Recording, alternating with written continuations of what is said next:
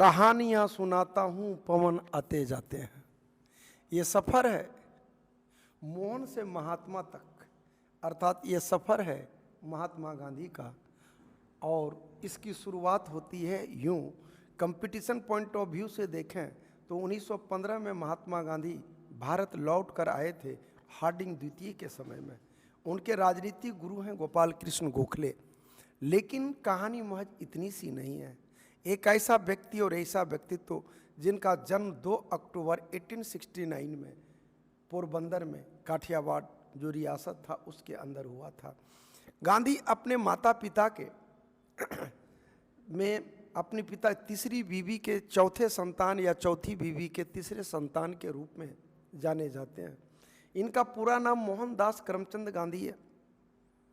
इनकी हैंडराइटिंग बहुत ख़राब थी, पढ़ने में बहुत तेज नहीं थे। ये स्कूल जाया करते थे और ना अगला बेंच ना पिछला बेंच, एवरेज बेंच के विद्यार्थी थे। इनका एक दोस्त था, तेज तर्रार था बंदा। वो नॉन वेजिटेरियन था, मांस मछली मीट मुर्गा सब खाता था। बार बार गांधी को इंसिस्ट करता कि गांधी तुम खाओ। गांधी बार बार इसका विरोध करते। क्यों? क्योंकि इनका पूरा खानदान शुद्ध शाकाहारी था। बार बार कहा जाने के बावजूद भी ये कभी नहीं खाए। तो इनके दोस्त ने तर्क दिया कि गांधी, अंग्रेजों को देखो, मीट मछली मुर्गा गर्दा उड़ा के खाता है, शरीर से भी मजबूत है, दिमाग से भी तेज है। यही कारण है कि पूरी दुनिया पर हुकूमत करता है। तुम साग पात खा के क्या हो सकते हो? गुलाम हो सकते हो, शासक थोड़े हो सकते हो। गांधी को ये बात रास आ गया बॉस। फिर गांधी ने मटन खाया। खाया वर्ड यूज कर रहे हैं, वो अपने भी किए हैं, इसका मतलब खाते समय उनको भी मस्त लगा होगा। लेकिन खाने के बाद फीलिंग अच्छा नहीं हुआ। उनको लग रहा था कि खाट के नीचे मानो बकरा में मिया रहा हो। आउटपुट ये हुआ कि गांधी को फीलिंग अच्छा नहीं होने के आधार पर बोले कि ना, अच्छा नहीं लग रहा है, लेकिन खाए। गांधी के माता पिता भी कम समझदार नहीं थे।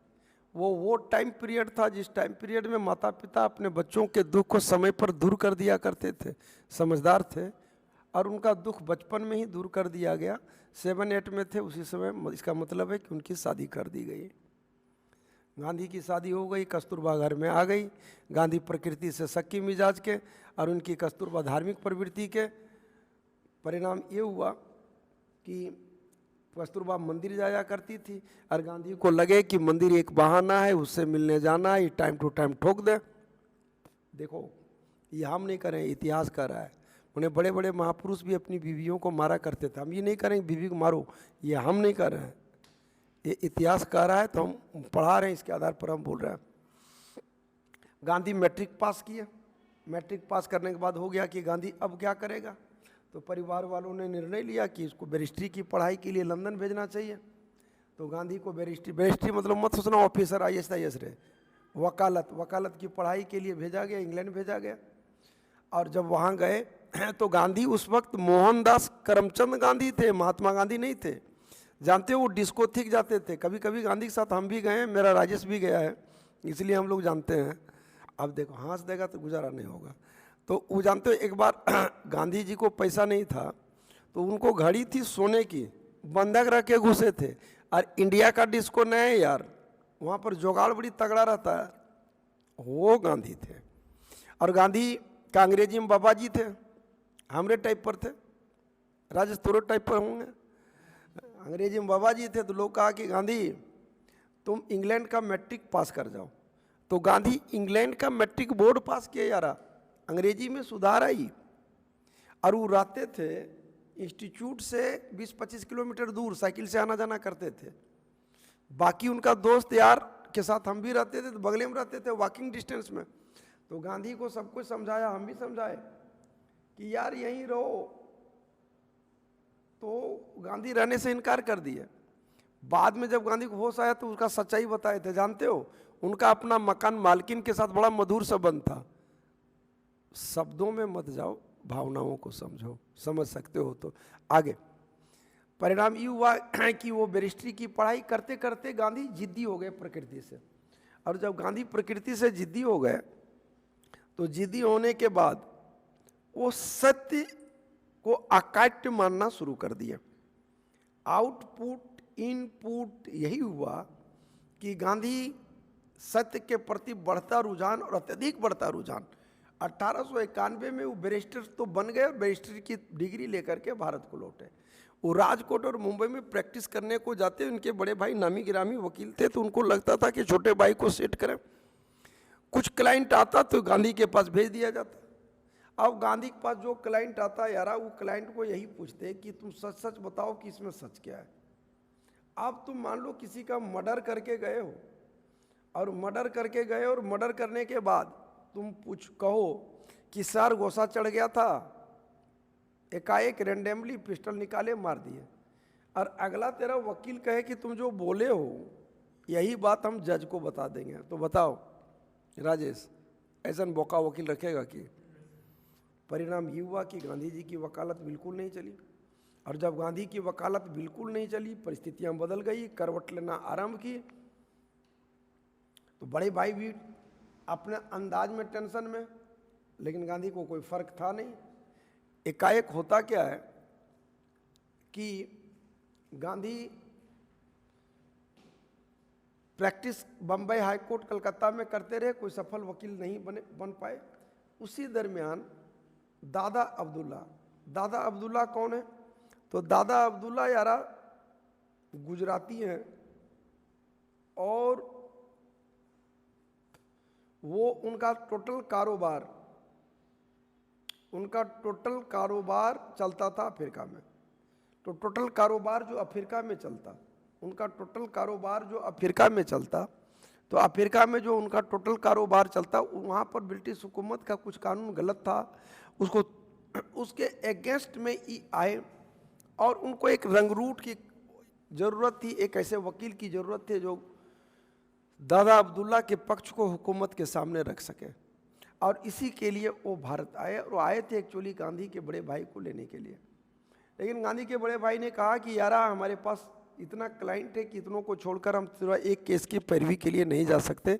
ऐसा करो, हम तुमको एक नया रंग रूट दे रहे हैं जो तुम्हारी हर समस्या का समाधान कर देगा, क्योंकि नया रंग रूट है, नया कानून जानता है।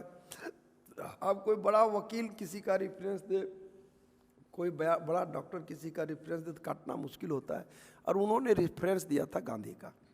गांधी और दादा अब्दुल्ला के बीच अभी तक मुलाकात नहीं है। अब पहली बार मुलाकात हुई बम्बई के बंदरगाह पर, दोनों जहाज में बैठे और जहाज में बैठ कर के आगे चले। यारा जैसा कि तुम जानते हो कि दो बड़े आदमी मिलते हैं तो पहले बड़ा सब और शिष्ट टाइप पर बात होती, वैसे ही सब और शिष्ट टाइप पर बात होना आरंभ हुआ। तब तक जहाज समुद्र में बहुत आगे निकल चुका था।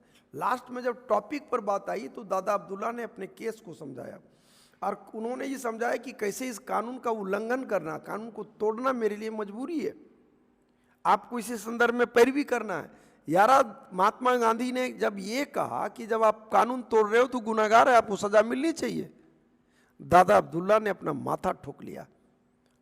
आप लोग बिपिन चंद्र की पुस्तक को पढ़ के देखेंगे, स्ट्रेट फॉरवर्ड स्टेटमेंट है कि हमने सफेद हाथी पाल ली, मतलब घाटे का सौदा कर लिया। मतलब दादा अब्दुल्ला का अगर बस चलता तो वो जहाज को वापस रिटर्न बंदरगाह, बम्बई बंदरगाह पे लाके गांधी को उतार फेंकता, लेकिन ऐसा समा था नहीं।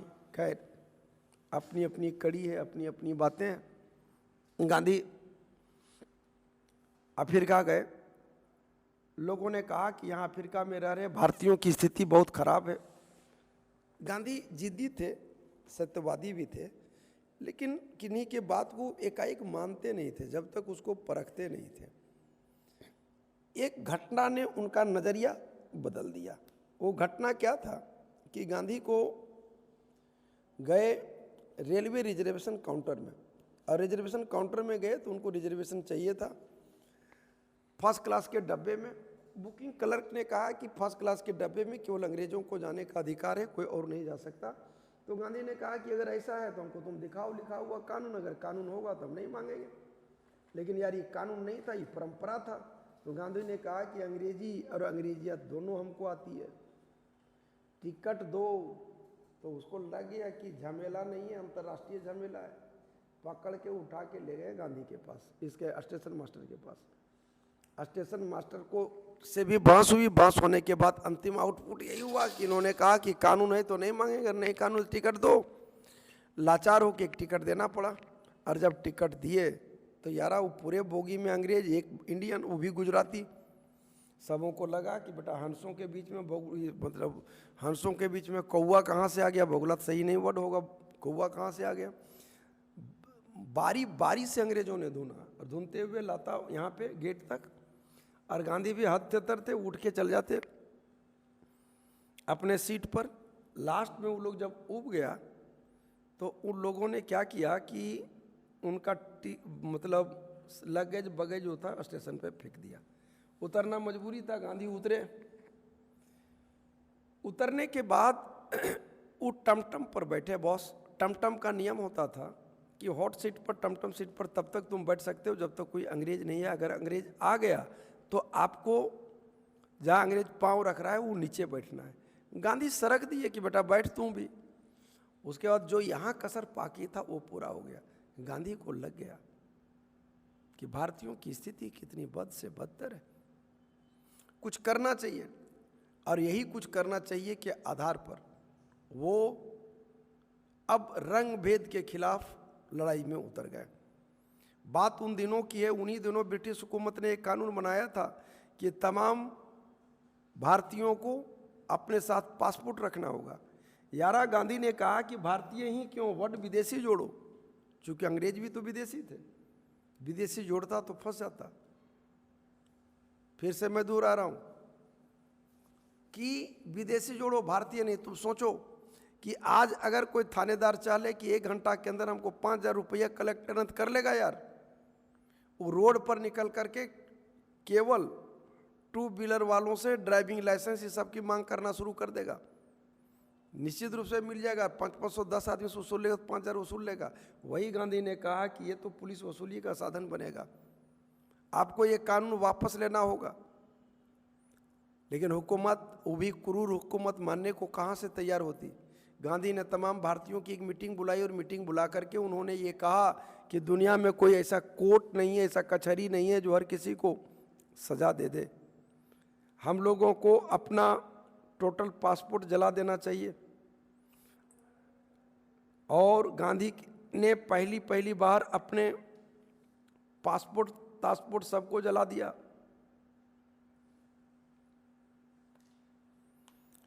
स्वाभाविक है कि इस राष्ट्रीयता का फल प्रभाव पड़ा। ब्रिटिश हुकूमत को घुटने टेकने पड़े। अंततः ये कानून वापस लेना पड़ा। ये भारत के स्वतंत्रता संग्राम में गांधी का पहला ऐसा सत्याग्रह था, सत्य के लिए आग्रह था, जहां पर गांधी ने सफलता पाई।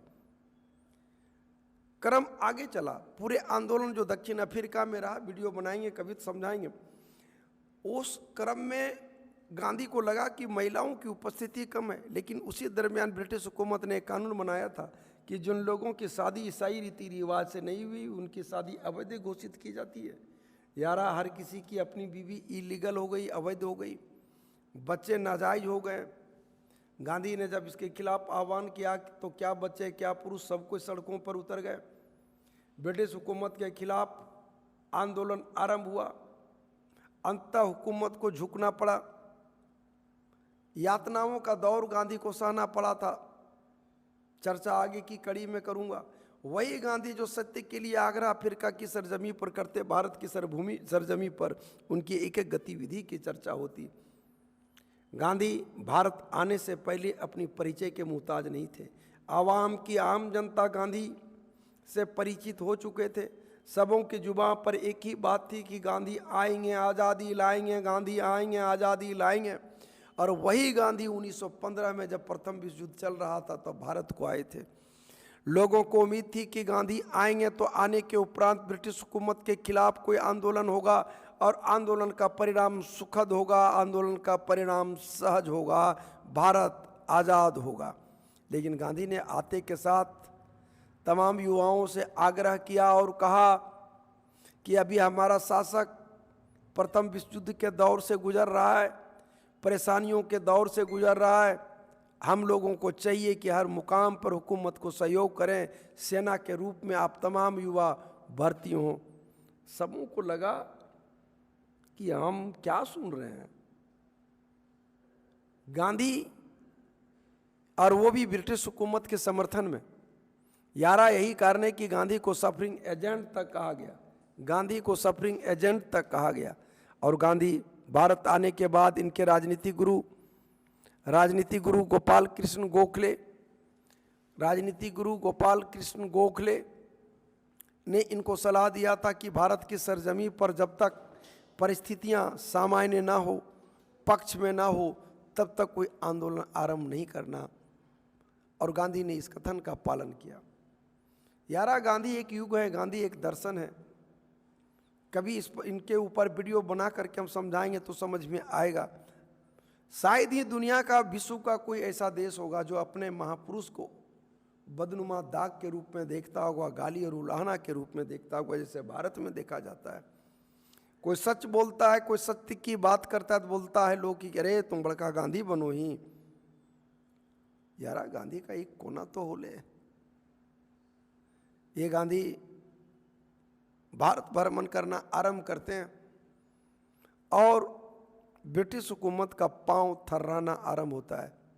क्योंकि प्रथम विश्व युद्ध में गांधी के दरमियान गांधी ने हुकूमत को सहयोग किया था। यही कारण है कि हुकूमत ने केसरिए हिंद की उपाधि गांधी को दिया था।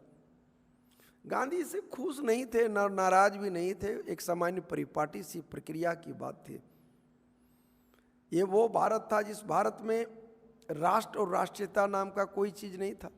1917 में चंपारण सत्याग्रह, जिसकी चर्चा आगे करेंगे। 1918 में खेड़ा और अहमदाबाद मिल मालिक मजदूर विवाद का समस्या का समाधान हुकूमत को झुकने पर मजबूर करना, ये सारी वो कड़ियाँ थी जिन कड़ियों ने गांधी के ग्राफ को भारत की सरजमी पर, गांधी की विश्वसनीयता को भारत की सरजमी पर चरम रूप तक पहुंचा रखा था। लेकिन गांधी के भरोसे की कड़ी, क्योंकि प्रथम विश्व युद्ध के दरमियान गांधी ने कहा था अगर हुकूमत को सहयोग करोगे तो इसके बदले में आपको राजनीतिक अधिकार प्रदान किया जाएगा। लेकिन 1919 में राजनीतिक अधिकार प्रदान नहीं किया गया था। राजनीतिक अधिकार के एवज में 1919 में जालियांवाला बाग हत्याकांड जैसा जघन्य कांड को अंजाम दिया था। राजनीतिक अधिकार के नाम पर, महज छलावा के नाम पर मॉन्टेग्यू चेम्सफोर्ड सुधार जैसा पैकेजिंग दिया गया था। यही वो कारण था जिसके कारण गांधी अंदर से दुखी थे। यारा, गांधी ने जालियांवाला बाग हत्याकांड के कारण केसरिए हिंद की उपाधि वापस कर दिया था। गांधी ने अंग्रेजों को शैतान लोग कहा था। मैं यहाँ ये बतला दूं, उसके बाद गांधी ने यंग इंडिया में एक लेख लिखा था कि अगर आवाम की जनता हमें सहयोग करे तो मैं इस राष्ट्र को आज़ादी दिला दूंगा 1 साल के अंदर। इसी का आउटपुट था कि असहयोग आंदोलन हुआ, लेकिन आगे की कड़ियों में मैं समझाऊंगा कि बहुत कुछ हुआ। 1930-31 में सविनय अवज्ञा आंदोलन, 40-42 में भारत छोड़ो आंदोलन। भारत आज़ाद हो चुका था। यारा, एक एक कड़ी को हम बतलाएंगे। ये वो गांधी थे जिन्होंने कहा था कि मैं 125 साल तक जीवित रहना चाहता हूँ और इस देश की सेवा करना चाहता हूँ, लेकिन दुर्भाग्यवश ऐसा हो न सका। गांधी ने यह भी कहा कि कांग्रेस रूपी संगठन का गठन देश की आज़ादी के लिए हुआ था। आज़ाद हो चुका है मुल्क, अब कांग्रेस को भंग कर दिया जाना चाहिए। लेकिन 1942 के बाद गांधी को सुनने वाला कोई नहीं था। गांधी दुखी थे। गांधी मानवता के पुजारी थे, लेकिन मानवता का विजय पराजय दानवता का छोड़ नया है। बात परायों की मत पूछो, हाय हमें अपनों का भय है। बिरला हाउस में 30 जनवरी 1948, स्याह कर देने वाली शाम 7, साढ़े 7 के बाद के बीच का समय, जब नाथूराम गोडसे ने प्रार्थना स्थली में पहुंचे, महात्मा गांधी के चरणों को पहली बार गोलियों से नमन करता है। देखते ही देखते 2 गोली सीने पे दागता है। गांधी हे राम कहते हुए धराशायी हो जाते हैं। एक ऐसे युग का समापन होता है जिस स्याह कर देने वाली रात का सुबह नहीं हो सकता है। नारायण आप्टे को षड्यंत्र के कारण फांसी की सजा दी जाती है, लेकिन जिस गांधी को इस राष्ट्र ने खोया, उस राष्ट्र को प्राप्त नहीं किया जा सकता है। गांधी पद नहीं चाहे। गांधी ने अपने बेटों को भी प्रमोट नहीं किया। गांधी ना वंशवादी थे, ना गांधी स्वार्थी थे। गांधी एक युग थे, गांधी एक युग हैं, गांधी एक युग रहेंगे। जय हिंद, जय भारत।